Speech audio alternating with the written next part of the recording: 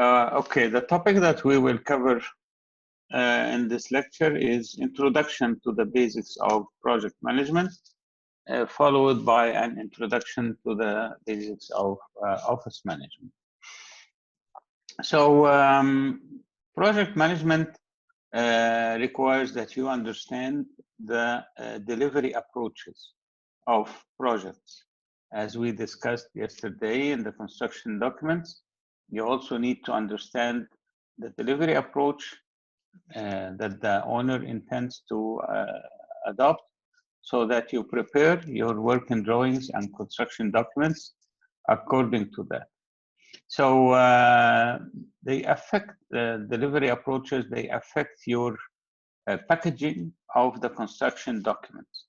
So you can have the whole project as one package, or you can have divided into several packages according to different contractors or different work trades and so forth. So you have to understand from the beginning how the project will be constructed and how the contractors will be selected, and you have an imagination of the project until it is finished and started to work. So there is, as we said, there is a method that is rarely used called the early award, that you want to quickly select a contractor by giving them quick documents to allow them to make prices for the project. So you give them basic working drawings, basic bills of quantities, specifications, and they can put the prices on them.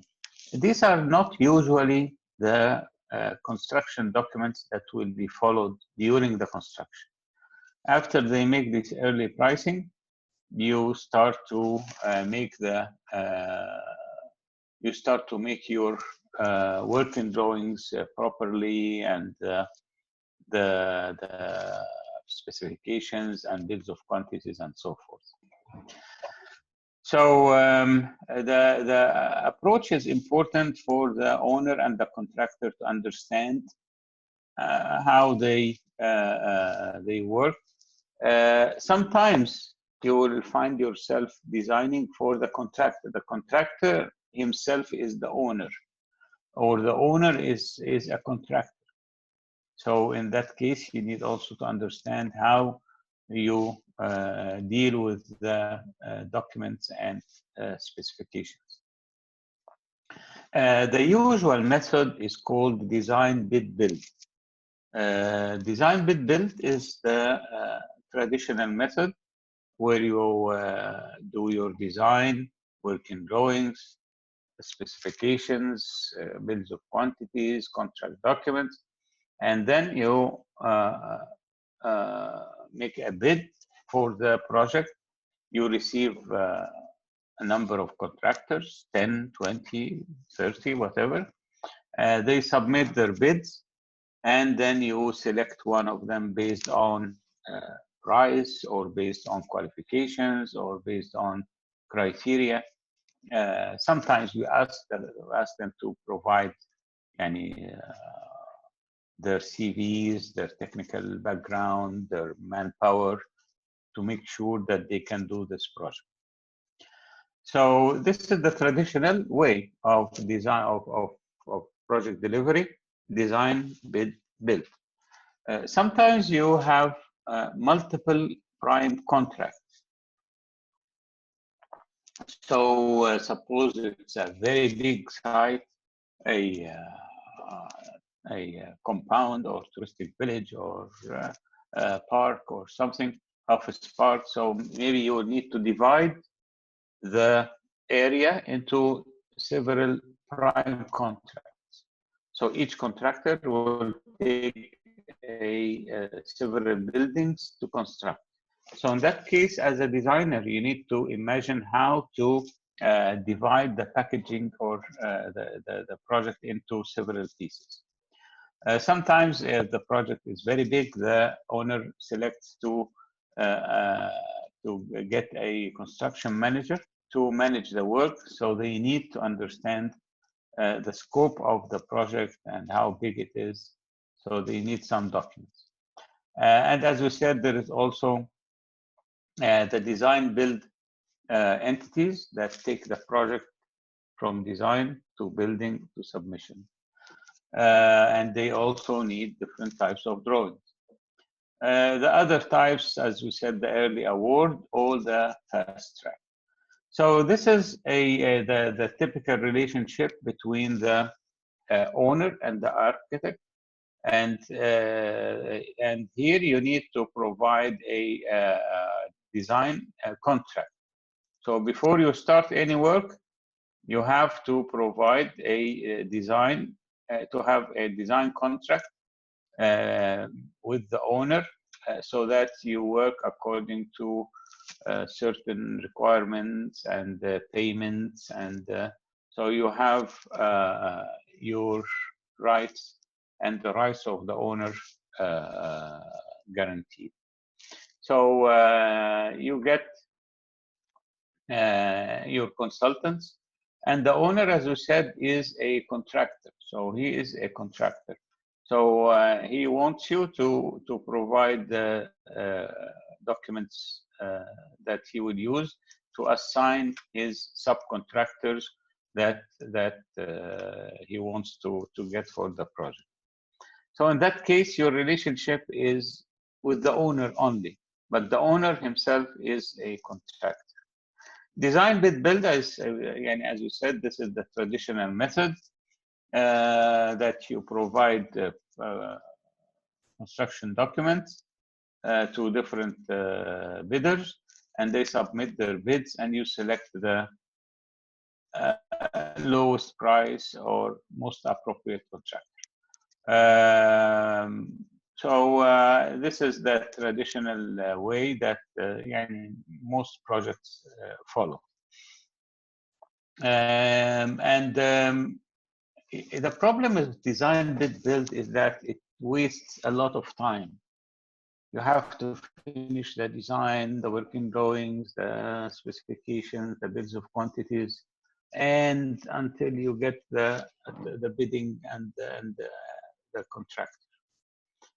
This is a long process, and by the time you finish this process, prices are going up and materials are changing and so forth. And also the problem of selecting based on the lowest cost. Sometimes the lowest cost is not the best cost. Or because sometimes there are tricks played by the contractors. They supply low quality materials. They don't provide enough labor power in the site for the construction. So there is a problem with low cost, but it is in governmental and institutional agencies, they like to go for that to be in the safe side. Also, another problem is that it isolates the contractor from the design process, because you start the design without knowing who is the contractor. So sometimes when the contractor is involved from the beginning of the project, it makes the design even better to base it on their capabilities and equipment and previous experiences and so forth. So these are the problems of design bid build. Selecting the lower cost might affect the quality of the materials and workmanship. So but many people go for it. It's as the well-known thing. Another method is the owner contractor, that you have one prime contractor and you are working as a consulting firm for the owner. So it's the relationship is between the contractor and the owner, not you. So you have to make sure about that. You are only working for the owner. So your relationship is with the owner. And the owner provides you with the rights to supervise the contractor and the work. So يعني make sure that you don't overdo your role as an architect. Your relationship is with the owner, and you are only representing the owner in front of the contractor. So this is very important because many architects, they think that they are the owners of the project, and it is not true. As I said, if you have several contractors, then we need to divide the project among them in different packages so that we can have different parts of the site or different buildings or different trades. Maybe you will get one contractor for the concrete work. So they only do the foundations and concrete slabs and columns and beams, and they finish. And then you get another one for the brickwork and finishing material and finishing. So you need to understand from the beginning how the owner would like to select the contractors for the delivery of the project. So it affects very much your packaging of the working drawings.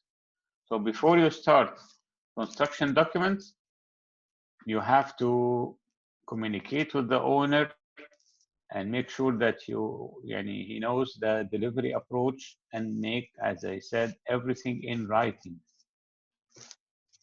So if you have multiple contractors, so again, the owner might have contractor doing work for part of the project and another contractor doing another part of the project. And your relationship is with the owner. The owner can provide you with the rights to supervise these contractors while they are working. But your relationship is with the owner, and the contractor is working for the owner. So you have to understand this relationship very, very well.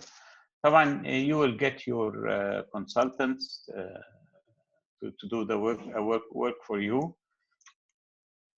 The contractors will get their subconsultants and subcontractors to do the work for them. So this is how it goes for multiple prime contractors. Construction management. There are now big firms that work as construction managers, and they are usually needed in the fast track projects because it requires a lot of coordination and documentation and changes of orders, and it's very hectic. It saves time, it saves money, but the process is very hectic. So they control the relationship between the specialists and the owner and the contractors.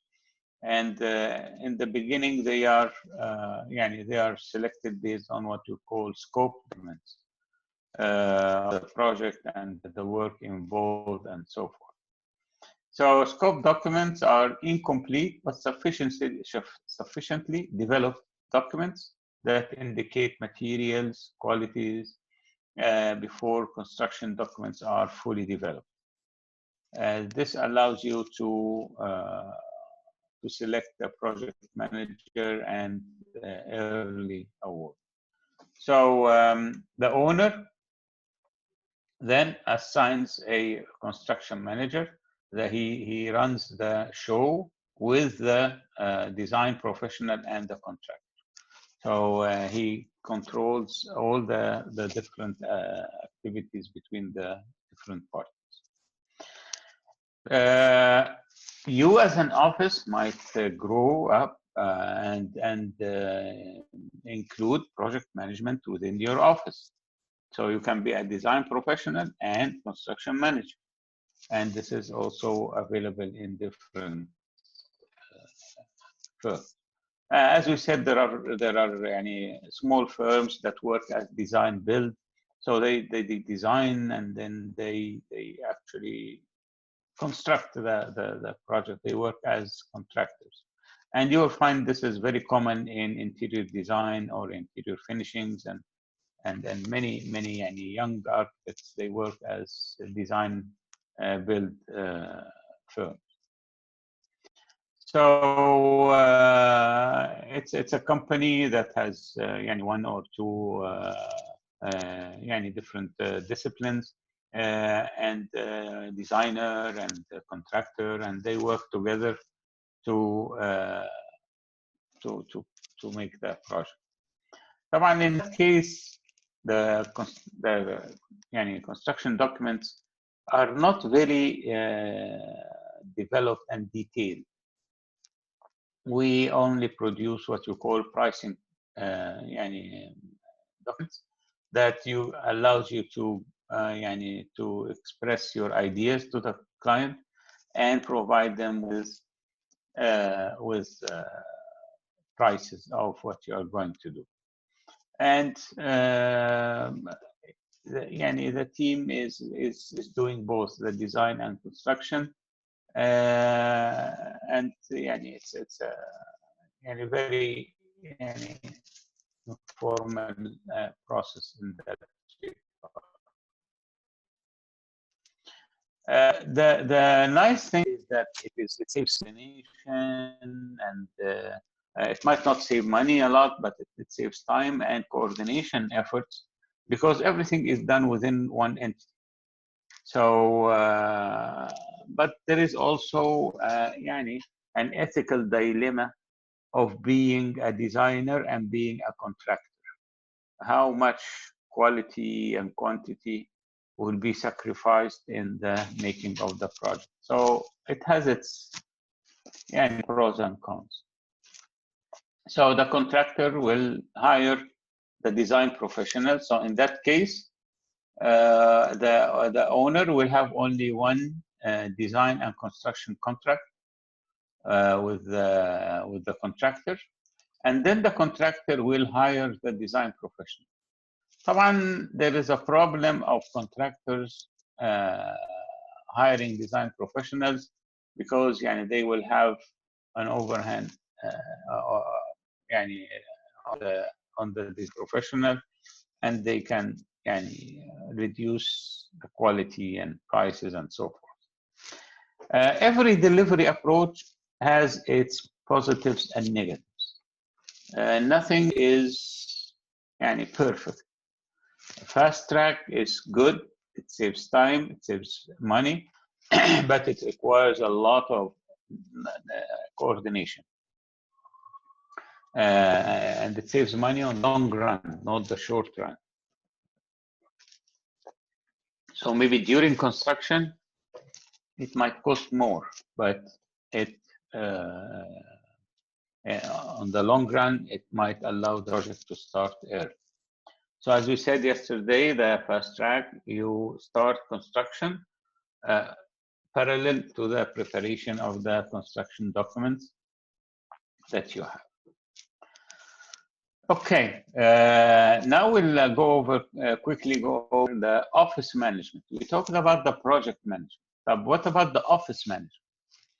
Inside the office, you need also to manage the process of the work. So as a principal or owner of an office, you have several people working for you. You have administrators, accountants, bookkeeping, stationery purchase, housekeeping, so people who are making coffee and tea, sending papers to other places, bringing something from here and there. You have secretaries, you have clerks, so forth. You also have the subspecialties, that are working with you, structural design, land surveyors, quantity surveyors.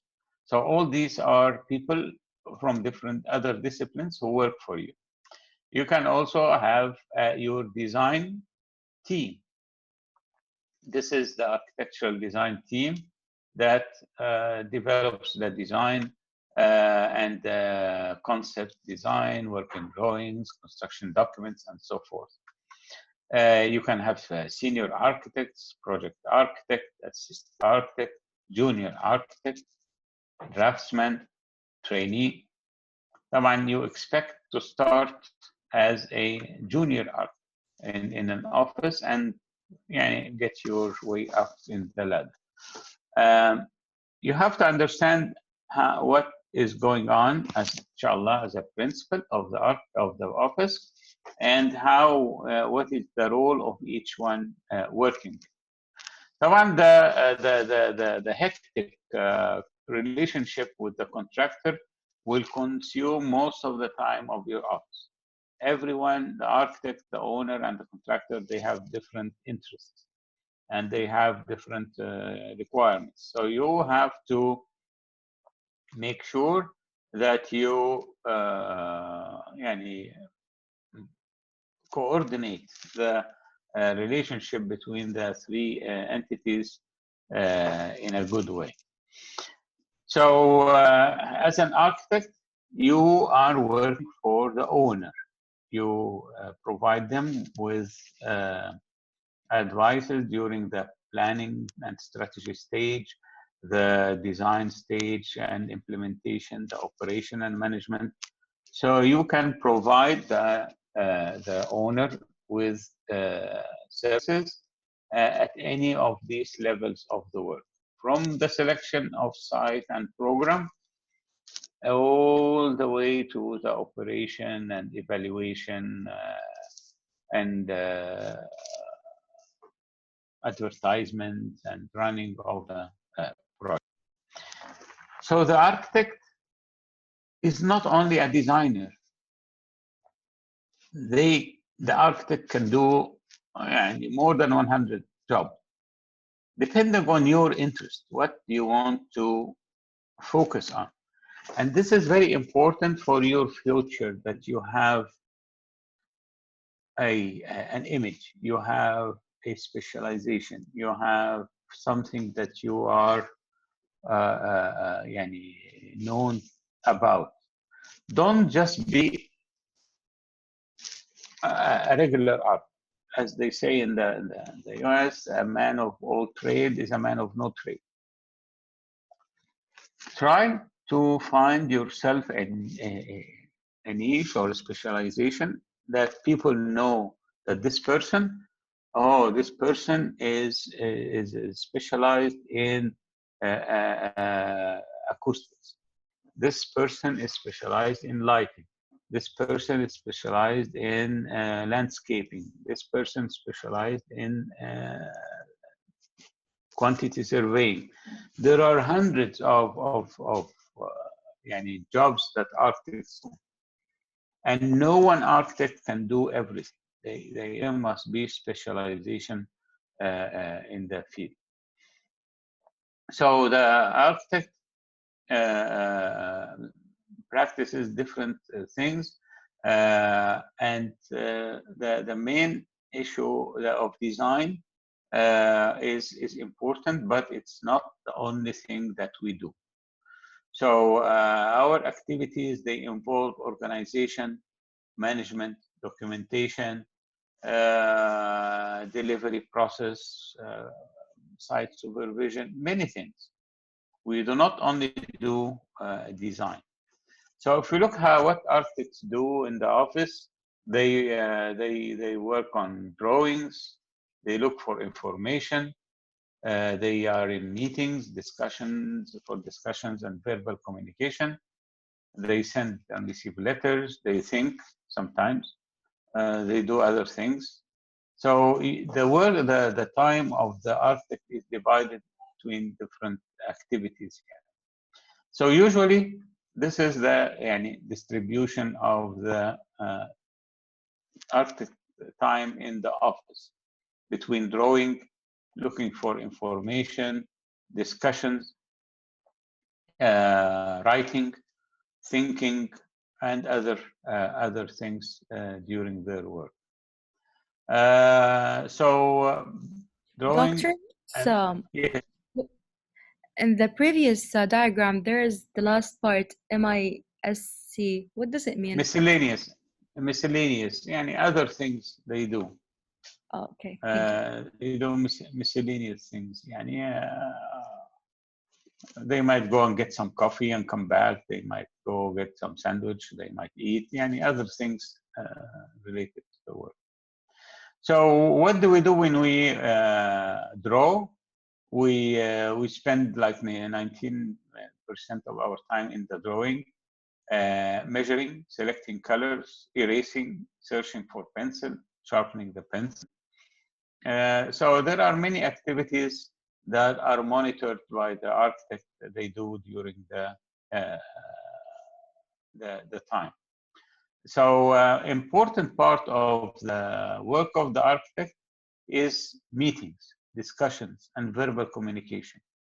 And this has to be done properly in proper conditions, dressing professionally, and communicating professionally, whether in writing or verbally.